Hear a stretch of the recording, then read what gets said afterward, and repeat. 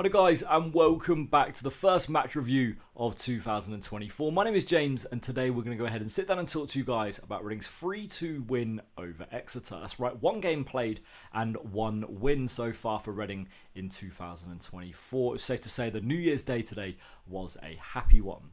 At the Select Carleton Stadium, 13,500 Reading fans, were there to witness Reading go ahead and get the win in what was not a great performance, but definitely a great result. Going into it, it was definitely a 6-pointer.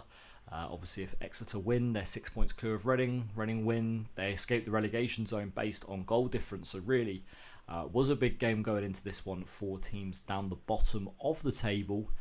And yeah, Reading came off victors. Obviously, we played Exeter earlier on in the season. A 2-1 loss really late on. I think it was like the 90th or 89th minute that Exeter got the win. So revenge was on the mind for the Reading players today. And the starting 11 that started the game was David Button in goal. There was 2 changes to the back fours. Jarrell Dorset and Nelson Abbey retained their places. But Tyler Bindon and Clinton Mola joined the back 4. Michael Craig continued to sit deep in the midfield with Harvey Knibbs and Lewis Wing playing just in front of him. Caelan Vickers replaced Paul McCary on the left and Femi Azeez continued to start on the right. And finally Sam Smith was up front.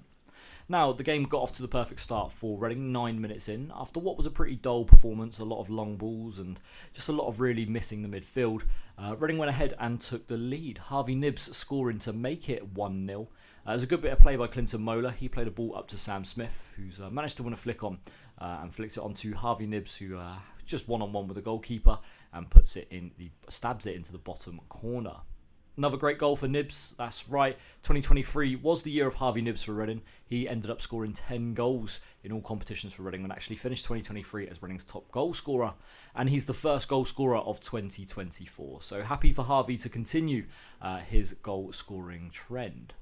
Exeter did peg one back though, not too long after Reading scored in the 18th minute. A corner came in which was cleared at the near post and Zach Jules, former Reading Academy player, was on the edge of the box and has absolutely rifled it into the top right hand corner. I can't lie, if there was 2 David Buttons in goal, they weren't saving that.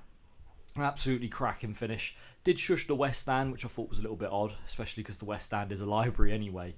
But yeah, an absolutely cracking goal from the former Reading player. And yeah, look, I can't say they didn't deserve it. Reading didn't do too much really to go in front, and Exeter didn't really do too much to get level. So, you know, a draw was probably a fair result for the first half. Exeter did have another chance later on in the half, should I say. A free kick was played in, a lot of deflections, and it came out to the spare man in the box.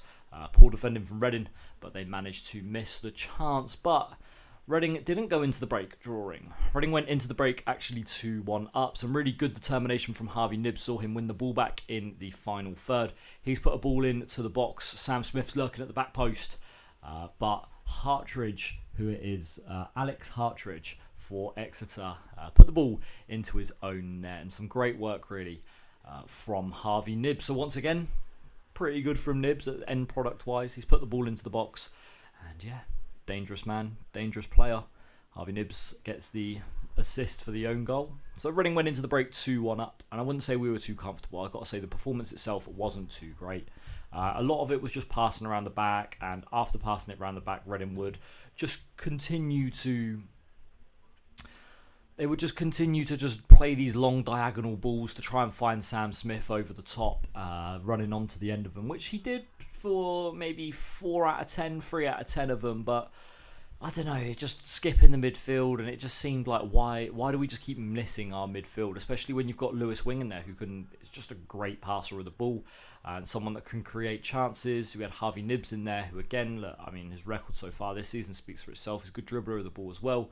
Michael Craig in there, who, although he does play a lot of negative backwards passes, has shown that he's got the option to spray one. But first half, 57% possession for Reading, 5 shots. Look, I wouldn't say we dominated. Definitely not. I wouldn't say Exeter dominated either. I'd say it was a pretty even half, and you know, probably didn't deserve to go into the break 2-1 up, but we'll take it. We'll take it. After the break, though, Reading continued just to be stable. We didn't create anything major, and Exeter didn't create anything major either. Reading just continued to be stable. I've got to say, in the second half, I thought Clinton Mola actually played quite well at right back until he got done for the goal. Zach Jules, with what was like a scoop turn and managed to get it through Mola's legs, runs through, he puts a cross in, the ball bounces around for ages, and it's poor defending from Reading once again. And it was Dion Rakini, who was Exeter's best player when we played them away at the end of August, ended up scoring the goal. Quite fortunate in my opinion. I thought the ball was bouncing around quite a lot in there, and Reading just failed to clear their lines, and it fell to the danger man, and he ended up putting them level. It ended up being 2-2. And yeah, for the second time, Exeter came back and were level, but it didn't stay that way. The 77th minute, a really good run down the left-hand side from Jarrell Dorset saw him play the ball to Femi Azeez, who once again from long range has let off an absolute scorcher. And has put Reading up by 3-2. Some great contribution again from Femi Azeez. I thought today he was outstanding. He had 3 shots in the game. He scored himself a goal. I just thought his first touch today was just absolutely unreal. And yeah, put Reading 3-2 up, hitting us with the old Emil Heskey celebration. I don't think I'll associate it with him anymore. It's the Femi Azeez celebration now going forward. And yeah, put Reading 3-2 up. And we were able to see the game out and get the win. Again, Exeter didn't really create anything after that. If I'm honest, they just didn't look like a good team. They didn't look like the same team that Reading played at the end of August. The end of August, Exeter were putting a lot of balls in the box. They were creating chances and they were really worrying Reading. But in this game, not at all. Take a look at the statistics themselves. 48% possession for Reading. We had 14 shots to Exeter's 8. 2 shots on target each for both sides. A 1.12 expected goals to a 1.21 for Exeter. But look, didn't have a single corner in the game, did Reading. But look, at the end of the day, it was a poor performance and we ended up getting the win.